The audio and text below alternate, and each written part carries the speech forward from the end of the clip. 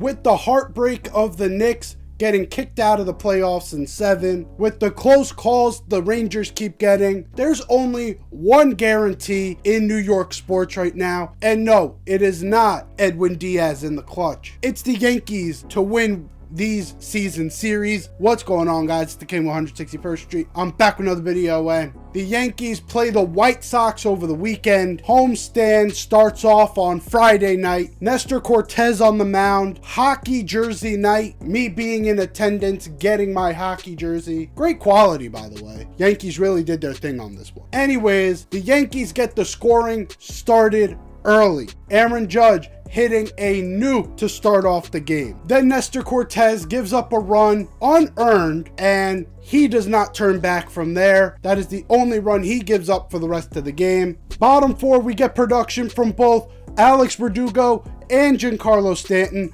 both giving us RBI doubles, making this a 3-1 game. Giancarlo Stanton then follows that up with a home run. Yankees hold on to win behind a good start from Nestor Cortez. Like I said, 1 run unearned. Ian Hamilton then comes in, gives up another earned run. He has been struggling as of late. He and Caleb Ferguson have both been on a little bit of a cold stretch. Don't know what it's about. Hopefully they can turn their seasons around at some point. Anyways, we go on to Saturday. Saturday's game is the Juan Soto special. Juan Soto goes 4 for 4, 2 home runs, 2 singles, 3 RBIs. He was incredible. Somehow, he wasn't the story of the game. Because you know who was the story of the game? It was the guy I keep talking about, Luis fucking Gil. Luis Gil had one of the more masterful performances you will see in pinstripe. He is the first rookie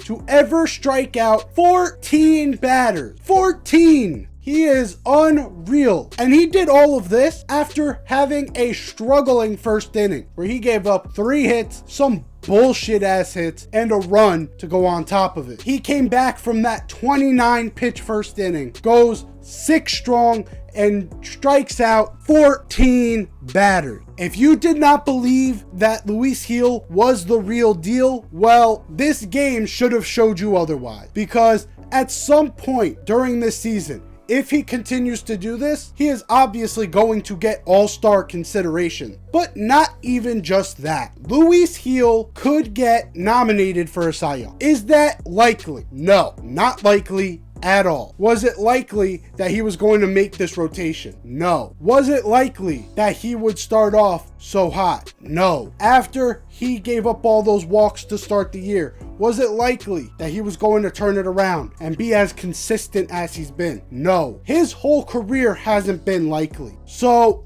I am not going to put it past him that he can keep this going and possibly put himself into Cy Young consideration. Obviously, he does not have the name value to be automatically thrown into the hat. He's going to have to force himself in, and that is exactly what he is doing at the moment. What a performance out of Luis Gil to give us a chance with Cole out. The whole reason why we're playing so well is because the back end of our rotation is playing the way they are playing. Clark Schmidt and Luis Gil were not playing this good. We may be close to 500 right now. That's how important these guys are to this team. So yes, Juan Soto did have a masterful performance, but it did get overshadowed by how star-studded the performance was from Luis Gil. Now we go to Sunday. A lot of fans a little hyped up for this game, knowing that it was game 7 later on in the day, but we got baseball at 1:30. Carlos Rodon has had a great year. He has had a fine year, but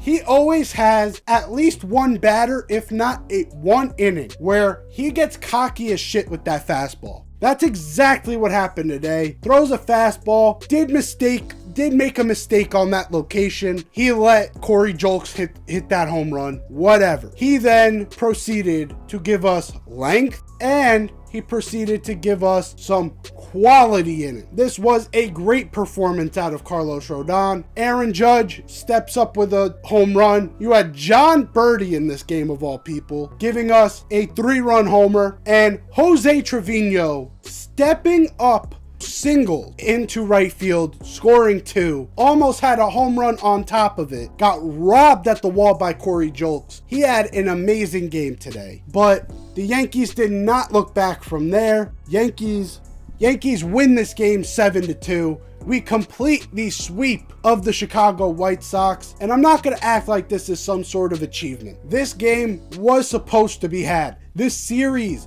was supposed to be had. This is not a good Chicago White Sox team. These are series we have to win. The same way the Phillies are sort of getting their wins off of sub 500 teams, we got to do the exact same. That's exactly what we've done. That's good on the Yankees. We're not going to act like this is a statement series like Baltimore could have been. The big statement of the week that was made was Juan Soto and Hal Steinbrenner, when Hal Steinbrenner sat down with Jack Curry, and Hal Steinbrenner said, I'm open to doing an in-season extension with Juan Soto. Hal Steinbrenner never does this. He wants them to hit free agency because he doesn't think they are worth the value that they are. He is stepping up and saying, look, I want to work with you. We need to make you a Yankee for life. And when Juan Soto was asked about this, he said, my door is always open. Now, we always have the big hurdle of Scott Boras may always take in-season extensions out of the equation. And there's a possibility that Scott Boras could block any extension talk mid-season to make sure his players maintain the right to free agency, as he likes to say. We're not going to talk about logistics and numbers on what it would take. If you wanted that, my opinion is that to take Juan Soto's right of free agency and for him to waive it, it's going to have to be something from 600 to 650. Because that's what he's probably wanting on the high end. Again, Scott Boras does not have a great track record as of late because of this 2023 MLB offseason. But he's got a gem in Juan Soto, and he may be able to get that out of a team like New York. We're not even going to talk about whether that's likely or not. This conversation is talking strictly to Hal Steinbrenner, Randy Levine, Brian Cashman, anyone in the front office of the New York Yankees. You cannot fuck this up. No way in hell can you fuck this up.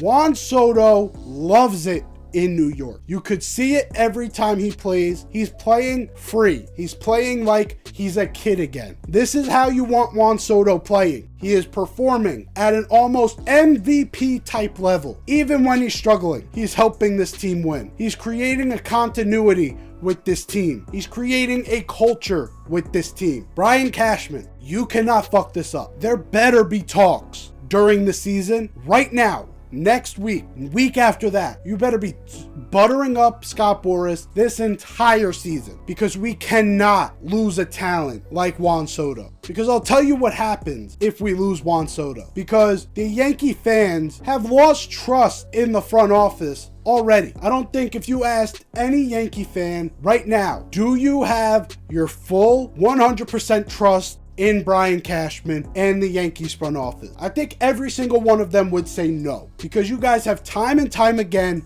this shit up. You almost fucked it up with Judge. You were one phone call from Hal Steinbrenner away from having him go to San Diego and him teaming up with Juan Soto anyway. Now you have him on the same team here in the Bronx. You cannot let it get to that point. I don't care what the financials say. And I know this is the fan in me talking, and there's other logistics behind it in the front office about sales and different things, yada, yada, yada. I don't give a fuck. I truly don't. As a fan who has also grown frustrated with how the front office has dealt with shit, this is finally a time where I have given the front office praise for how they've built this team. Getting Alex Verdugo, that was a sneaky great trade, helping create this culture. Getting Juan Soto, being able to know and do your due diligence on a Blake Snell and a Jordan Montgomery, not spending that money like I came on here saying to. I'm giving you this credit because you finally deserve it. Do not make me take this credit away, because Juan Soto is already a fan favorite. It has not been half a season with Juan Soto, and he's already become a stadium favorite. He's already become a New York favorite. He's adapted to New York so fucking well. He is the perfect player for pinstripes. Derek Jeter needed a running mate. You know what? He got his A-Rod. He got his CC. He got his Mark Teixeira. Hell, he got his core four. Aaron Judge needs his running mate. Well, now he's got a healthy Anthony Rizzo. He's got a Alex Verdugo. He's got a Juan Soto. This is the team to take us to the promised land. No matter how the season ends, whether it's highest of highs or the lowest of lows, one thing has to be constant. Juan Soto staying in pinstripes and going to the Hall of Fame in a Yankees cap. He cannot leave our grasp. He is too valuable at this point, and it's crazy for me to say